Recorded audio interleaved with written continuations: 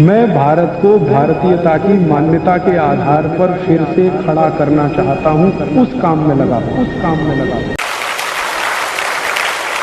इसलिए आप किसानों को समझाओ, गोबर की खाद डालो। फिर कुछ किसान कहेंगे जी उत्पादन होगा क्या? उनसे कहना गारंटी मेरी, गारंटी भारत स्वाभिमान ट्रस्ट की।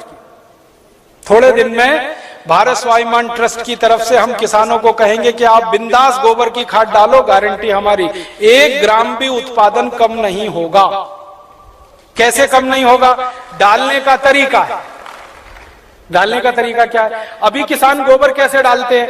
गोबर डालते हैं, वो घूरा है, घूरा गांव में कचरा डालने का, वहां गोबर इकट्ठा करते हैं। 6 महीने 8 महीने साल भर वो सूखता रहता है और सूख सूख के उसकी सारी ताकत निकल जाती है। फिर वो सूखा हुआ गोबर हम डालते हैं, इससे उत्पादन ज्यादा नहीं आता। गोबर को हमेशा गीला डालना चाहिए, ताजा डालना चाहिए। गोबर को अगर पानी में घोल के डालो ना तो वही 3 गुना ज्यादा फायदा करता है। तो किसानों को यह समझाओ कि गोबर को सुखा के खेत में ना डालें, उसको पानी में घोल के डालें। तो कैसे घोलेंगे पानी में? उसका फॉर्मूला लिख लो आप। और जो जो गांव में जाने वाले कार्यकर्ता है, ये सब किसानों को आप बोलो कितना गोबर डालना है, कितना पानी उसमें मिलाना है, कितने बीघे के लिए काम में लाना है उसको। अब आपको मैं एक मोटी सी बात बता देता हूं। 1 एकड़ माने 2.5 बीघा, 5 बीघा नहीं, 2.5 बीघा। तो एकड़ 2.5 बीघे का हिसाब जोड़कर बताता। एक किसान को एक बार में 1 एकड़ फसल के लिए कितना गोबर डालना पड़ेगा? गीला करके डालेंगे तो 10 किलो गोबर, बस 10 किलो गोबर, 10 किलो गोबर।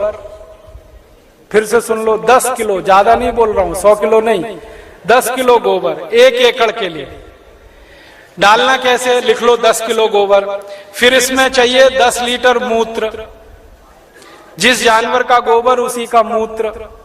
गाय का गोबर तो गाय का मूत्र, भैंस का गोबर तो भैंस का मूत्र, बैल का गोबर तो बैल का मूत्र। अब आप बोलोगे गोबर तो इकट्ठा कर लेंगे, मूत्र कैसे इकट्ठा करें? जानवर जो मूत्र देते हैं ना, जहां पे आप जानवरों को रखते हो वहां पे पत्थर वत्थर लगा के एक छोटी सी नाली बना लो और उसमें ढाल लगा दो। जितना भी वो पेशाब करेंगे वो नाली में आ जाएगा। नाली के आगे एक खड्डा खोद दो, वो सारा उसमें जमा हो जाएगा, फिर वो ले लो। और मैं आपको एक अच्छी बात बताता हूं, जानवरों के मूत्र की कोई एक्सपायरी डेट नहीं है।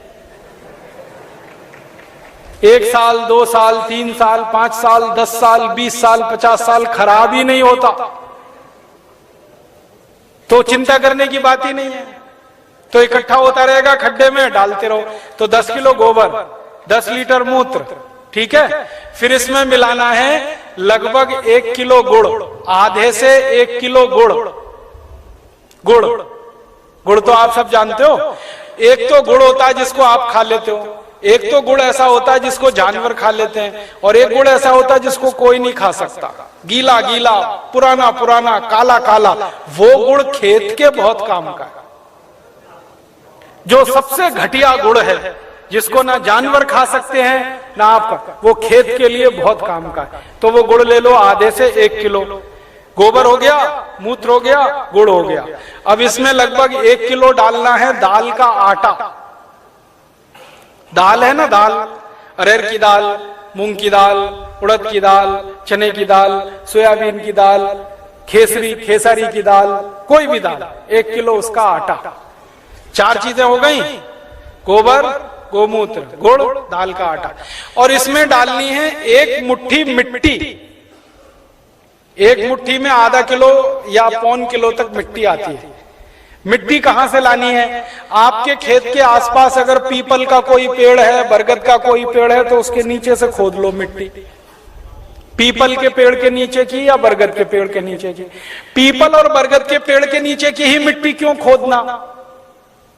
आपको मालूम है, पीपल और बरगद के पेड़ हर समय ऑक्सीजन देने वाले पेड़ हैं, और ज्यादा ऑक्सीजन देने वाले पेड़ के नीचे जीवाणुओं की संख्या बहुत होती है। तो पीपल और बरगद के पेड़ के मिट्टी में जीवाणु सबसे ज्यादा होते हैं। यही जीवाणु खेत को चाहिए।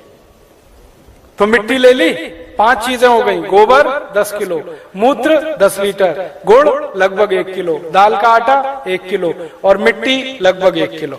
ये 5 चीजों मिला दो, घोल दो। हाथ से घोल लेना, खराब नहीं होंगे हाथ, नहीं तो डंडे से घोल देना। एक ड्रम में घोल लेना, प्लास्टिक के ड्रम में घोल लेना, नहीं तो लोहे के ड्रम में घोल लेना। प्लास्टिक का होगा तो अच्छा, लोहे वाला क्षरण ज्यादा होता है। अब इसको घोल के 15 दिन रख देना, 15 दिन रख देना। घोलने में तकलीफ आए तो थोड़ा पानी मिला देना, ज्यादा मत मिलाना, थोड़ा ही मिलाना।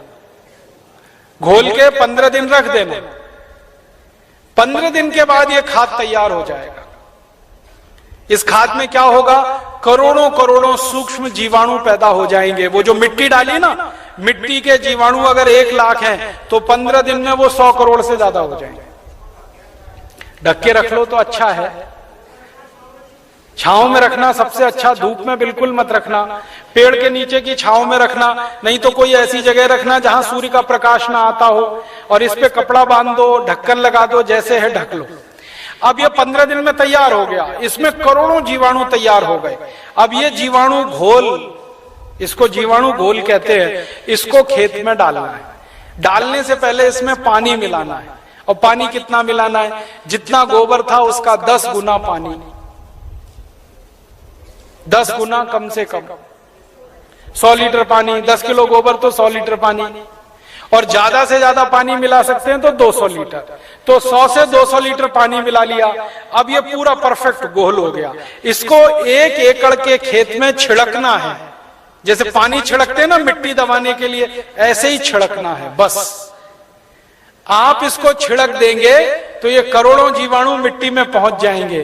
तो मिट्टी में जीवाणुओं की संख्या बढ़ती जाएगी, और मिट्टी में सारा खेल खेलने का काम जीवाणु करते हैं। आपको मालूम है जीवाणु क्या करते हैं? जीवाणु सारा काम करते हैं। पौधे की जड़ को नाइट्रोजन की जरूरत है तो ये जीवाणु उपलब्ध कराते हैं। पौधे की जड़ को कैल्शियम चाहिए तो ये जीवाणु उपलब्ध कराते हैं। पौधे की जड़ को आयरन चाहिए तो ये जीवाणु, माने पौधे को बड़ा होने के लिए जितने भी सूक्ष्म पोषक तत्व चाहिए और फिर वो हमारे शरीर में वास्तव में चाहिए, वो सब इन जीवाणुओं की करामात से ही मिलता है। तो पौधे की जड़ को भरपूर सूक्ष्म पोषक तत्व मिलने लगेंगे, पौधे की बढ़त बहुत तेज होगी, और जिस पौधे की बढ़त अच्छी होगी उसका फल अच्छा होगा, जिसका फल अच्छा होगा उसका उत्पादन अच्छा होगा। अब इसमें समय लिख लो, कितनी बार डालना, कब डालना। सबसे अच्छा तरीका यह होता है कि खेत को जब जोतने की तैयारी करें ना, जोतें, बीज डालने से पहले खेत जुताई होती है ना, खेत जुताई करते ही 1 दिन डाल दो। आज जुताई किया, कल डाल दो, जुताई करके डाल दो। ये पहली बार, ठीक है। फिर इसके डालने के 2-3 दिन बाद या 4 दिन बाद या 5 दिन बाद बुआई कर दो। है कितना डाल सकते हैं बताया ना, 1 एकड़ में जितना तैयार हुआ 200 लीटर वो। तो आपने इसको जोत के 1-2 दिन में डाल दिया, फिर बीज बो दो। बीज बोने के 21वें दिन में फिर डाल देना। आज बीज बोया तो ठीक 21 दिन बाद एक बार फिर डाल देना। क्या होता है ना, बीज में से अंकुरण होता है, और अंकुरण होने के 21वें दिन तक वो मिट्टी की ताकत से बढ़ता है। फिर 21 दिन के बाद वो सूर्य की ताकत से बढ़ना शुरू हो जाता है, फोटोसिंथेसिस जिसको कहते हैं, प्रकाश संश्लेषण की क्रिया। सूर्य ताप से खाना बनाना शुरू कर देता तो बढ़त तेज हो जाती है। तो और आप मोटी सी एक बात याद रखो कि हर 21वें दिन पर डाल देना। आज डाला, 21 दिन बाद डाला, फिर 21 दिन बाद डाला, फिर 21 दिन बाद डाला। तो एक फसल अगर आप समझ लो 4 महीने की है तो लगभग 5 बार डालना पड़ेगा। कोई फसल 6 महीने की है तो 7-8 बार डालना पड़ेगा। 8 महीने की है तो 10-1 बार डालना पड़ेगा। अब इसमें खर्चा क्या है? जानवर अगर घर के हैं तो गोबर फोकट का, मूत्र फोकट का, गुड़ मैं कह रहा हूं सबसे सड़ा हुआ जिसको फेंक देते हैं वो भी फोकट में मिल जाएगा। पानी तो फोकट का है ही, थोड़ा दाल वाल लेना पड़ेगा तो उसका खर्चा आएगा, लेकिन किसान अगर दाल पैदा करता है तो वो भी घर की हो जाएगी। माने खाद बनाने का खर्चा लगभग 0 आएगा। मेहनत लगेगी, पूंजी में पैसा कम से कम खर्च होगा।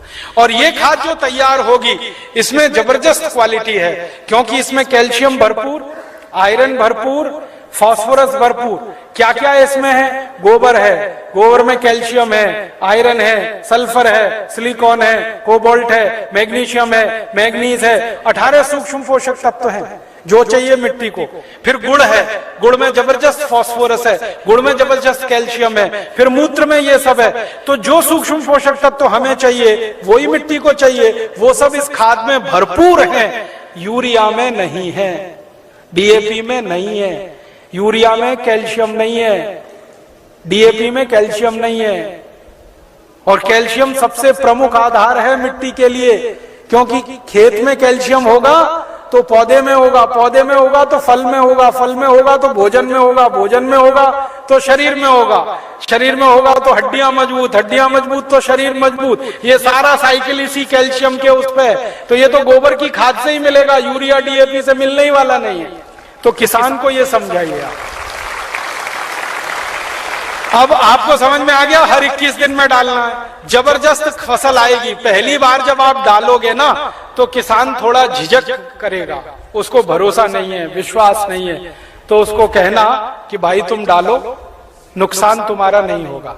मैंने बहुत किसानों का हिसाब निकाला है, खराब से खराब खेत में जब गोबर का खाद डालते हैं ना तो गेहूं का उत्पादन पहले साल की तुलना में थोड़ा ही कम आता है, लेकिन उत्पादन जितना कम आता है उससे ज्यादा खर्चा बच जाता है, तो वो बराबर मामला बैठता है। हम यूरिया डीएपी में खर्चा करते हैं हजारों रुपए का, तब उत्पादन लेते हैं। यहां खर्चा ही नहीं है, थोड़ा उत्पादन कम भी हुआ तो फायदा ही है, नुकसान कुछ नहीं, इसलिए किसी किसान का नुकसान नहीं। और 2-3 साल लगातार आपने डाल दिया तो उत्पादन बढ़ना शुरू हो जाता है, लगातार बढ़ता है। और 10-12 साल में तो कई खेत ऐसे हैं जहां उत्पादन सीधे डबल हो जाता है, 100% की बढ़ोतरी हो जाती है। नहीं, छानने की जरूरत नहीं है, ऐसे ही डालो। उसमें जितना कचरा है सब खेत में जाने दो, क्योंकि कचरे में जीवाणुओं की संख्या और तेजी से बढ़ेगी, छानने की जरूरत नहीं है।